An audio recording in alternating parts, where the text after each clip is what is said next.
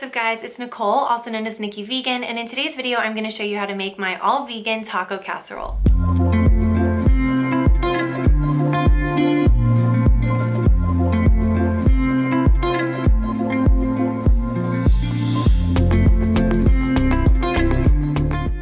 Recipe that I love to make when I want something that's kind of decadent and indulgent. It kind of feels like something to get at a restaurant, but it actually has some really nourishing ingredients and it's very, very easy to make.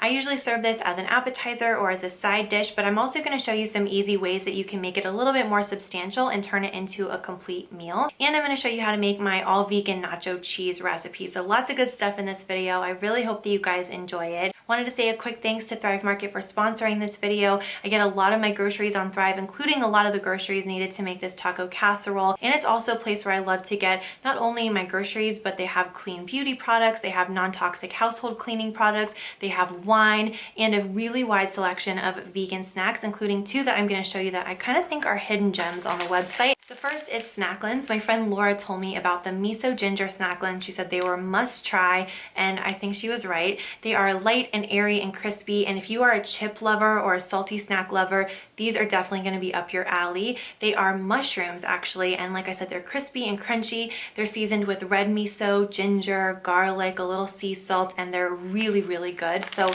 love these, and especially if you're looking for a fun way to kind of change up your movie night snack, this is a good way to go. Another one that I love is actually also really kind of airy and crunchy and salty. They have so many different flavors. The barbecue one is definitely my favorite, so definitely check that out if you haven't tried any of them.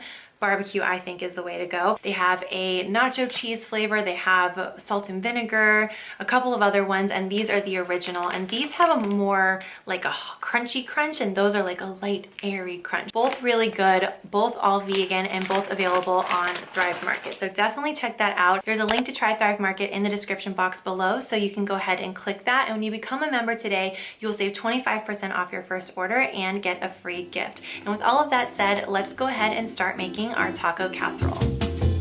This casserole has two different sauces, and the first is just store-bought salsa and the second is vegan nacho cheese sauce. You can definitely buy this. There are so many good options on the market nowadays, but if you want to make your own, it's really, really easy to do. In a blender, I'm just going to take some frozen butternut squash, and then I'm going to go ahead and add some soaked cashews. This is of course going to make it really nice and creamy, but if you want to save some time, you can substitute 2 tablespoons of cashew butter. Then I'm going to add my nutritional yeast, which makes it nice and cheesy, and the spices, which I think are key.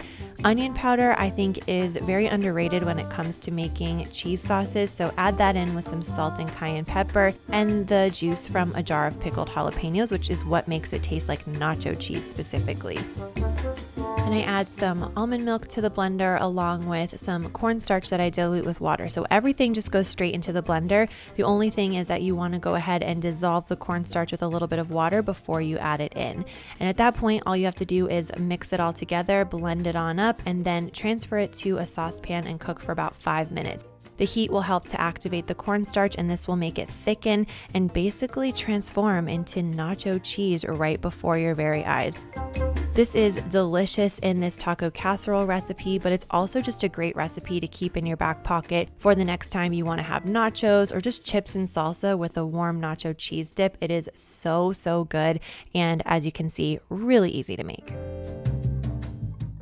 Next up, we're going to be making our vegan taco meat in quotation marks. And there's so many different ways that you can do this, but this is one of my favorites. Start by just taking some vegan beef crumbles. You can use a frozen variety like I did on this day, and just add it to a pan. But instead of doing all vegan mock meats, I'm going to do half of the vegan beef crumbles and half mushrooms. This is a great way to, first of all, really stretch your dollar because we're not using a lot of the pricey alternatives, but also it's a great way to sneak in some veggies because you would never know you're eating mushrooms here. It really just tastes like taco meat filling, which is so good. So I'm going to saute this all together. It's really great because the vegan beef helps to flavor the mushrooms and make them really hearty. And I'm just going to enhance that flavor with some taco seasoning, add a little bit of umami and depth with some tomato paste, and bring that all together with a bit of water. Now, we don't want the casserole to get too soggy, so you don't want this to be a very saucy taco meat.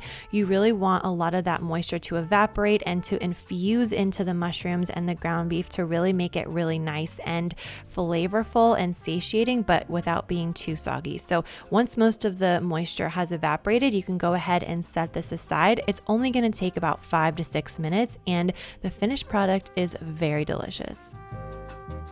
And the last step is to make some homemade refried beans. Now you can use canned refried beans and skip this step entirely, but I like to take that same exact pan that I used before, saute some garlic, add 2 cans of pinto beans, some oregano, salt and pepper, and a little bit of water, and then I just bring that to a boil. And this is kind of like a quick version of refried beans. And what I do is while it is heating up, I will take a wooden spoon and just mash it as I'm stirring. And that way you're releasing all of the starches from the beans, which will help to create a really thick and creamy refried bean. And then once it's boiling, you can go ahead and lower the heat to a simmer. And as it simmers, it's going to thicken and get really nice and creamy. And again, you just kind of want to mash as you go. This comes together so quickly, it smells incredible, and it's obviously a really versatile recipe, again, that you can take with you and use for this casserole or for any kind of, tacos, burritos, nachos that you want to make in the future. If you don't have refried beans, you can definitely make your own in no time at all. And of course, you can use black beans or any kind of beans, really.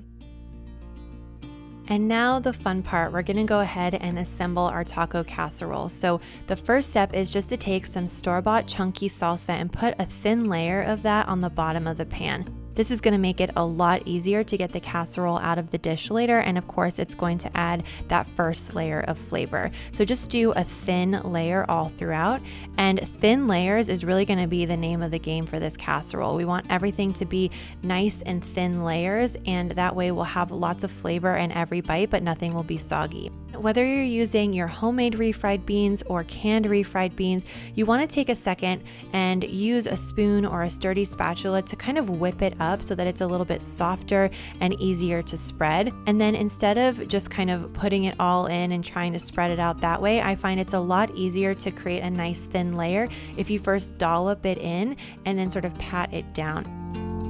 Next, we're going to add our vegan taco meat mixture with the mushrooms that we infused with the taco seasoning. And again, I'm just using a spoon to evenly distribute it all over the top and kind of spread it out so that each and every bite has a little bit of the salsa, of the refried beans, of the taco meat mixture. Now at this stage, you can add in some things to make it a little bit more hearty if you want to turn this into a complete meal. One option is to add some cooked potatoes. You can use my crispy potatoes recipe, or if you have some leftovers from the night before, go ahead and add those in. Cauliflower rice is another thing that's nice to sprinkle in, so you can do that here, or you can cook the cauliflower rice into the taco meat mixture and season it with the taco seasoning if you want. You could also add in some rice, some cooked quinoa, or you could take it up a notch and add my black bean, corn, and salsa rice salad. If you meal prepped this recipe from the meal prep video that I did recently, then this would be a really great way to use that as well. It's basically just brown rice with a lot of seasoning, some really delicious beans and corn and tomatoes and cilantro, lots of flavor. So that would really kind of level up this dish and make it even more flavorful and satisfying and hearty too.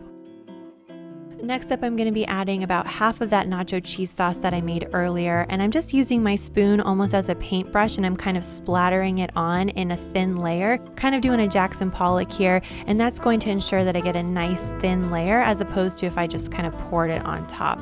Then I'm going to go ahead and add some corn here. I love that pop of sweetness because everything else we have so far is really savory and rich and salty. And I think countering that with a little bit of sweetness is a really nice balance. You can also do some shredded cheese here if you want, or any other veggies that you want to add. It would be a great time to add those in. And then I'm going to do a little bit of salsa. Again, I'm just kind of dolloping it on and then spreading it out with my spoon. Then for a nice crunchy layer on top, I'm going to add some tortilla chips, and you can add your favorite tortilla chips here.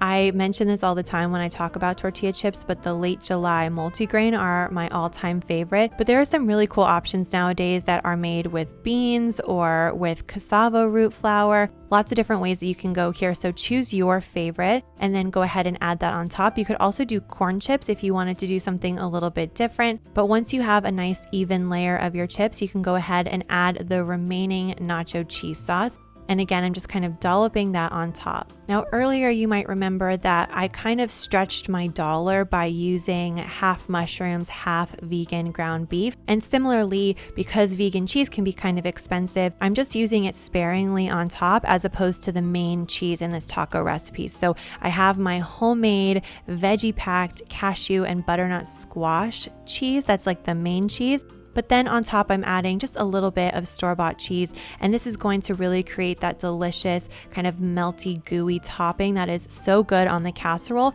But I end up using a lot less of the shredded cheese than I would if it was the only cheese that I used in the casserole. So I'm gonna go ahead and pop this in the oven so that the cheese can get nice and melted and the tortilla chips will get a little bit crispy on top as well and warmed through. This is going to bake for just about 10 to 15 minutes, and when it is done, it is going to look and smell absolutely delicious. I like to let it sit for a second before cutting into it, and this is a really great time to go ahead and decorate the top. Optional, of course, but I think this is one of the most fun parts, and like with everything from oatmeal to ice cream sundaes, toppings make the dish. They really do add so much flavor, and they're just like the fun part, the decorating part. So what I like to do is add all of my favorite taco toppings here. I'm going to add fresh tomatoes. You can do some thinly sliced cabbage for crunch, or you could do a little bit of shredded lettuce. I love black olives or pickled jalapenos. I did both on this day, but having something briny and salty and kind of tangy is a really great option. You could do guacamole, salsa, vegan sour cream, hot sauce, literally whatever you like on tacos or on nachos would be great on top of this casserole. And what I love is that everything is assembled in the casserole dish. It goes straight into the oven, and then it can go from the oven to the table, and you can serve it family style that way, which I just think is really cozy. A lot of times I like to serve this with some extra tortilla chips on the side for scooping and dipping, and a nice big green salad to kind of round out the meal. I love that this is kind of crispy, crunchy, but also creamy from the homemade pinto beans that we have, and then really hearty and satisfying from the vegan taco meat with those mushrooms, the seasoned mushrooms, and then all the toppings, like I said, really make this. So this is a big win in my book, and I can't wait for you to try it. If you guys enjoyed this casserole recipe and you want to see another one, you can check out my all vegan tater tot casserole. It basically has tater tots baked on top, and it is so good, so easy to make, and definitely a crowd pleaser. So I will link that recipe below, as well as the recipe for this taco casserole and the link to Try Thrive Market. And if you guys enjoyed this video, please give it a thumbs up, share it with a friend who might also enjoy making taco casserole, and subscribe to my channel if you're not already subscribed. I would love to have you as a subscriber. And if you guys have a great day, thank you so much for watching, and I will see you in a video very soon. Bye.